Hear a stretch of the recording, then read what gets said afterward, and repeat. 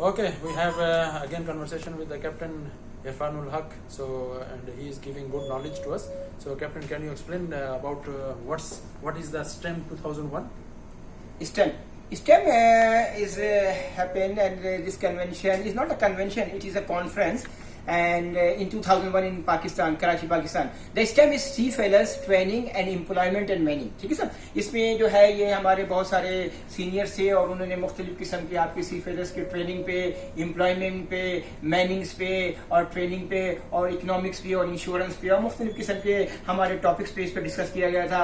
और regarding the taxation वगैरह कि हम लोग जो हैं फॉरेन जो है बंदे जो हैं बाहर से US डॉलर अर्न करते हैं तो उनके टैक्स वगैरह माफ किए जाएं, तो इस किस्म का कन्वेंशन और होना चाहिए पाकिस्तान में, ताकि पाकिस्तान के टैक्सेशन वगैरह, क्योंकि सीफेयरर्स जो हैं वर्क हार्ड करते हैं, घर से दूर रहते हैं, अपनी लेजर आवर्स वगैरह में बाहर जाते हैं, तो उनके लिए कम से कम टैक्स माफ होना चाहिए। इस किस्म का एक कन्वेंशन होना चाहिए और हमको अपने मैरीटाइम अफेयर्स को और अपने फॉरेन अफेयर्स को बताना चाहिए कि हम ये अर्निंग करते हैं और स्पेशली हम 183 डेज करें या ना करें, हम मुल्क के लिए बहुत मेहनत करते हैं, तो हमारे पे ये टैक्सेशन माफ होनी चाहिए। Next. Okay, that's good for the Pakistani seafarers. So, Captain, can you explain about MLC?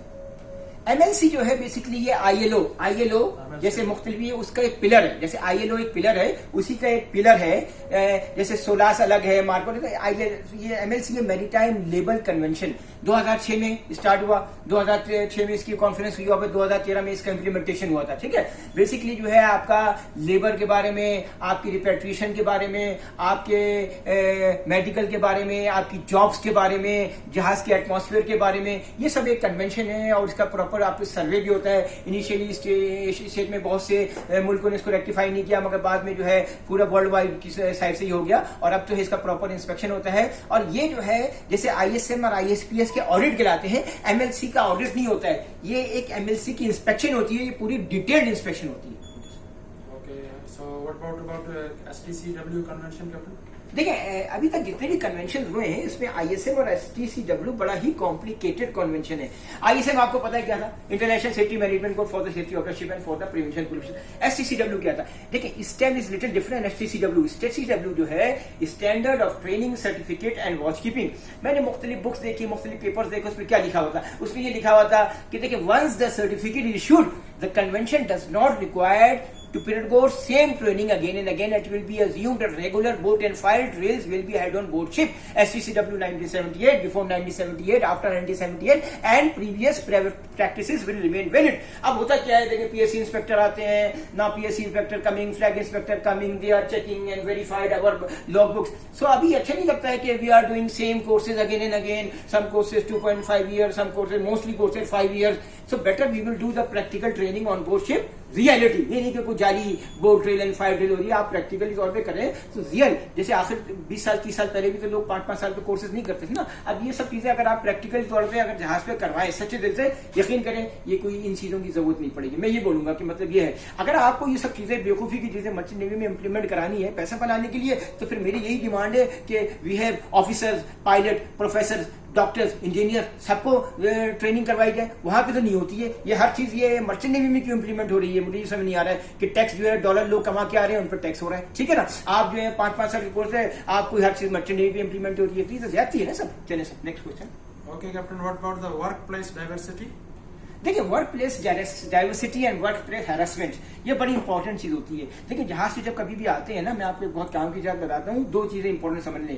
पहली चीज तो ये कि रिलीजन कोई चीज नहीं होती है, रिलीजन बिल्कुल ही आप दिमाग से निकाल दें कि रिलीजन कोई चीज नहीं होती है। और दूसरी चीज ये कि एथनिक कोई चीज नहीं है कि ये जो है ये गोरा है, ये कारा है, ये दरमियाना है, ये साउथ का, ये वेस्ट का, ये नॉर्थ का, ये बिल्कुल चीजें नहीं होती। मेरी जिंदगी में मैंने हमेशा बिल्कुल 0% 0 मतलब -0 मतलब ये चीजें मैं दिमाग में लाता नहीं हूँ, सोचता नहीं हूँ। ठीक है ना, फिर दूसरी चीज ये मैं बता रहा हूँ कि अगर आप इस चीज को क्लियर रखेंगे कंट्री वाइज कि भाई मेरा तो फिर आपका बड़ा अच्छा जहाज का माहौल रहेगा। दूसरी चीज मैं ये बताना चाह रहा हूँ कि एक तो ये पेन, हर आदमी घर से निकला है बड़ी मुश्किल में, वो पेन में निकला हुआ है, आप उसको मजीद पेन देके तंग करके काम कराएंगे तो वो डिस्टर्ब हो जाएगा, आप गलतियां करेगा। आप उसे फ्रेंडली माहौल रखें मगर डिसिप्लिन कंट्रोल में रहे। अगर वो बंदा डिसिप्लिन में नहीं है, आप उसको उस पर खिलाफ एक्शन लें। ठीक है ना, मगर बेसिकली ये है कि ये जिंदगी पूरी दुनिया एक पेन एंड प्लेजर का गेम है। खास तौर पर शिप, जब आप हर आदमी अपने घर से दूर होता है, आप उसको पेन देके काम नहीं कराएं, आप उससे प्यार से काम कराएं। तरीका यही है, हम सफर अच्छा हो तो तवील सफर अच्छा हो जाता है। अगला सवाल। Okay, Captain. So what about ocean and seas at risk? थोड़ा आप प्लीज करीब बनाए, आपकी आवाज जा रही। देखिए ओशन एंड सीज रिस्क है क्या है, हो क्या रहा है। देखिए ये जो है दुनिया के आखिरी दिन है, दुनिया भी खत्म होने वाली है। खैर वो तो डिपेंड करता है रिलीजन पे, मगर मैं ये बताता हूँ कि देखिए बहुत सी दुनिया में जगह ऐसी है वहां की बर्फ पिघल रही है। बर्फ पिघल रही है तो फ्यूचर में चांसेस हैं कि समंदर की सतह 4 मीटर, 3 मीटर, 5 मीटर सतह समंदर बढ़नी शुरू हो जाएगी। उससे क्या होगा कि जो इलाके अब जैसे पाकिस्तान है, बॉम्बे, बहुत से कराची वगैरह, तो क्या होगा जाहिर सी बात है जब सतह समंदर बुलंद होगी तो पानी नीचे की साइड पे आ सकता है। ठीक है साहब। Ocean and seas at risk का ये मतलब है कि बर्फ पिघल रही है, जो बर्फ पिघल रही है वो आम समंदरों में जा रही है, आपके जो है ओशन और फिर उसके बाद सी में जा रही है, और सतह समंदर बुलंद हो रहा है। वो इलाके जहां पे ढलान है और समंदर का पानी ऊपर है, वहां का पानी मजीद ऊपर होता चला जाएगा और पानी नीचे आने का खतरा है। ये चीजें ocean and sea at risk, इसको हम कंट्रोल नहीं कर सकते। Okay, so Captain, can you explain a little bit about the stars? If you have seen like 2 stars in the vertical line and then the 2 in the horizontal, so how can you explain this one? देखिए पहले तो आपको star से पहले आपको latitude और longitude की definition पता होनी चाहिए। मैं आपको एग्जांपल दे रहा हूँ। लैटिट्यूड क्या है? अब लोग बोलते हैं ये लैटिट्यूड है, ये लॉन्गिट्यूड। नहीं, ऐसे नहीं। देखिए लैटिट्यूड क्या है? The angle subtends centre of the content between the plane of the equator and the line joining the centre of the earth and equator. ठीक है सब, ये लैटिट्यूड है। आप फर्ज कर लें होता क्या है, लैटिट्यूड को अगर आप ऊपर की साइड पे ले जाएंगे तो सेलेस्टियल स्फीयर में इसको आप डिक्लिनेशन कहते हैं, और लॉन्गिट्यूड उसको अगर आप ले जाएंगे लॉन्गिट्यूड को तो आपका जीएच हो जाएगा। अब आपने देखा लैटिट्यूड को जब 2 स्टार्स ऐसे हैं एक ही होराइजन में और इधर है, तो एक का मतलब है कि इन स्टार्स की जो है वो डेक्लिनेशन सेम है, और दूसरी होराइजन जो आपने बताया वहां पर उनका जीएचए यानी एक जगह डेक्लिनेशन सेम है, एक जगह जीएचए सेम है। क्योंकि दुनिया में हर चीज के ऊपर आपने सुना ही होगा अगर स्पिरिचुअल तौर पे काबा है हमारा, कि स्पिरिचुअल काबा के ऊपर है, इसी तरह से एक नॉर्मल स्फीयर है और इसके ऊपर जो है इमेजिनरी सेलेस्टियल स्फीयर भी है। Okay sir, next. Okay, thank you. So Captain, how many stars have given in the Almanic? So, देखिए एल्मेनिक के अंदर जो है तो कुछ भी नहीं दिया हुआ है। मैं आपको सही बताऊं, गिनती के चंद स्टार्स हैं। अगर आपको नॉलेज लेनी है स्टार्स की, इसकी उसकी, तो आप जो है कि किताब है इंसाइक्लोपीडिया ऑफ द स्टार्स उठाएं। आपको जनरल नॉलेज के लिए बता रहा हूँ 88 constellation of the world, 88 constellation बताइए। अब दुनिया का सबसे बड़ा सितारा है कौन सा है? कैरियस मेजोरियस है। ठीक है सर। अब आपको मुख्तलिफ किस्म के वो पता होने चाहिए। मिसाल के तौर पर द ग्रेट बियर का आपको पता है भाई सबसे ऊपर डूबे मड का एलियत अलकाइद है। अब आप चले जाए ओरियन बेल्ट पे आ जाए, सेंटर का बड़ा फेमस स्टार की बेरिंग डिस्टेंस लेते हैं अलनीला में। आप उसके ऑपोजिट साइड पे भी बना हुआ है अल्टीब्रान पे चले जाए। फिर आपका ब्राइटेस्ट स्टार अगर आप देखें उधर आपका वो बिटलजीस है।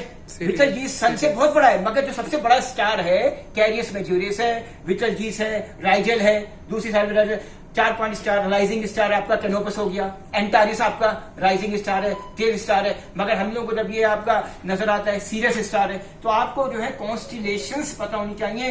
कॉन्स्टिलेशंस के थ्रू आप अपने सारे स्टार्स को मालूम कर सकते हैं। कैसोपियस स्टार्स, सही है ना, शीडर वगैरह। साउथ में चले जाए ऑस्ट्रेलिया वगैरह, न्यूजीलैंड साइड पे एक्रेक्स, ग्रेक्रेस, सदर्न क्रॉस। तो आपको जो है अपना स्टार्स पता होने चाहिए। आप इस इंसाइक्लोपीडिया ऑफ स्टार्स में जाएंगे आपको बहुत सारी कॉन्स्टिलेशंस मिलेगी, मगर मैं आपको सिर्फ ये बताऊंगा कि हमारे जो एल्मेनिक्स हैं उसमें 56-57 स्टार है, आपको वो कंसीडर करनी चाहिए। नेक्स्ट सवाल। okay, Captain, thank you for your passing information. Thank you sir. यार आपने पूछा क्यों नहीं?